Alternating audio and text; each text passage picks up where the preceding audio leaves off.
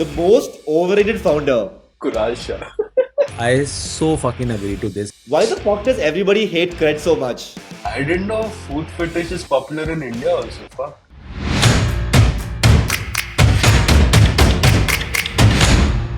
Welcome to this week's edition of the Indian Startup Desktop. Let's go. Hello. Hello, Happy hello. Diwali, everybody. Happy Diwali, guys. So we all know the Silicon Valley series, but there could be a spin-off called the Silicon Hully series in Bangalore. Oh, The what Hardy is reference is great, actually. what is Mr. Malia doing here? This is not a Money Heist episode, guys. The coolest amongst all.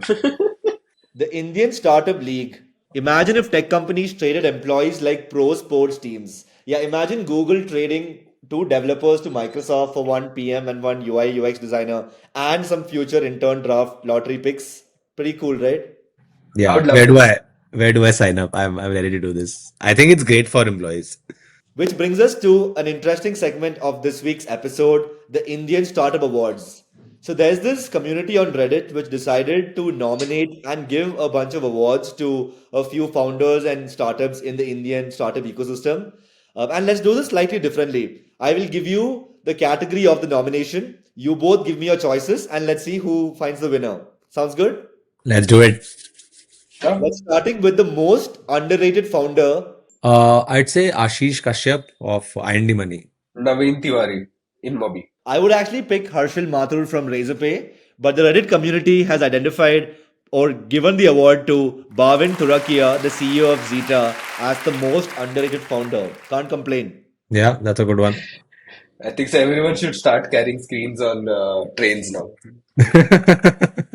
The next topic, the most overrated founder. I want to say Ghazal Alak from Amarth. And Pavan, How can we miss out cred in this episode? Kunal Shah. why is nobody thinking of Bhavin Turakia? I think he is the most overrated founder. But Pavan, you are right. The Reddit community has also given that award to Kunal Shah, the CEO of Cred, as the most overrated founder. Hmm. Why the fuck does everybody hate cred so much? I have no idea. We don't hate cred. I just give my opinion. I still use cred. Moving on, this one is too funny. The best business model. Saksham, you go first this time. I want to say Dream 11. Oh, that's a Yeah. good answer. And Pavan, you? AstroTurf. I love those guys. Nice. Great business model. However, Reddit has given this award to Urban Company and Isha Foundation as the Lovely. best business model. Wow. You guys saw that post Yeah. where Sadhguru's feet pictures were being sold? Yeah, I saw this. This is crazy. 3200 Absolutely. is actually not expensive, Pawan. Are you thinking of buying? I didn't know food fetish is popular in India also. Fuck. Your delivery has been delayed because your delivery partner has not completed his homework. And the fintech brings the tech part of it. There is no fintech business in India. Then whether it's a good thing or not. Let's move on to the future of quick commerce. With our generation producing one kid or no kid and safety being a major issue for parents, quick commerce is here to stay. Kids actually acted as the delivery agents previously. I so agree to this. I so fucking agree to this. I remember as a child, in the evening, your mom wants to make tea. There's anything on anything. You're supposed to go out, buy groceries, and get back. And the fact that now people have smaller families.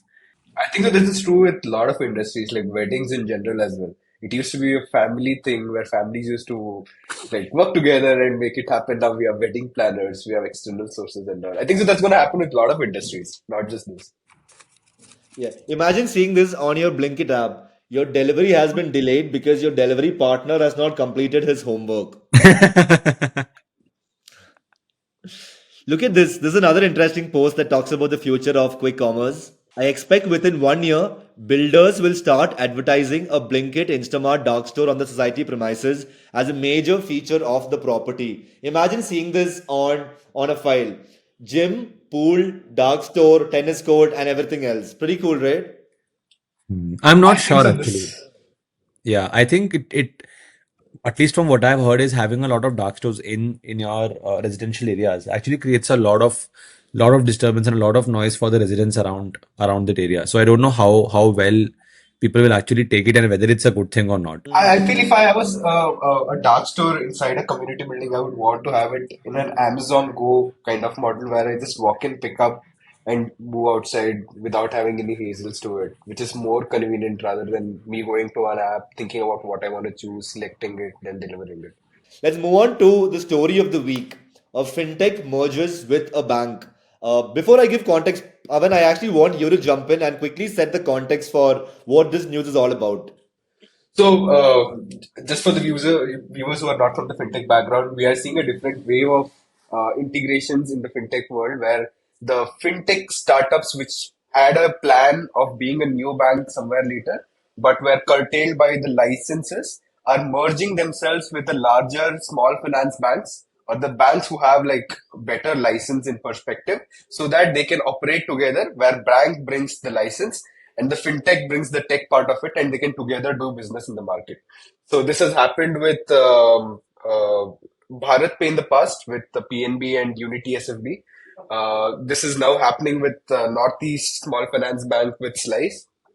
SBM is in talks with Jupiter or the vice versa. And I'm pretty sure there would be like multiple people going this path, specifically in the neobank category. Yeah, Saksham, before you jump in, I think one thing is abundantly clear is that there is no fintech business in India. There is only a financial services business. And anyone who's operating in the financial services domain needs to have a license that's under the purview of RBI, the regulator. I am super thrilled about this news. I remember this came out around a year and a half ago when Slice was, trying to do this with Northeast Bank. And I'm sure it would have been a crazy hassle to just go through all this regulation. But the fact that I've always loved Slice, irrespective of, how their past has been. When they launched, I think they were super cool. They were really trying to innovate. And now that they have access to low capital, like low cost of capital with the merger of with the bank, I am really excited to see what they bring on the table. And they've always been the credit card challenger when they launched out. And now since they have the regulators pressing, I just can't wait for them to get back on track and just really disrupt this space properly. Yeah, it's crazy. I'm super happy for them. In fact, during the height of the slice period, they were disbursing over 300,000 credit line backed PPI cards, which is basically their version of a credit card. And they Yeah. were disbursing more cards than all the top banks, which is just crazy to hear of. Right, Yeah. Pawan? Yeah, that shows how credit hungry India is.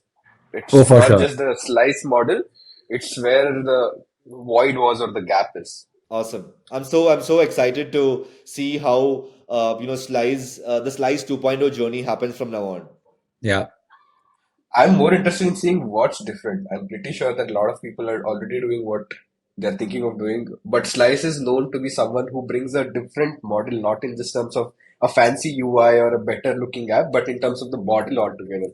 I'm very curious to know that is there something new that's going to happen in fintech lending now, or whatever you call it, financial lending. Sorry, there is no fintech lending. Yeah, I guess we'll have to wait and see. Yeah. Moving on to the next story, the elafda of the week.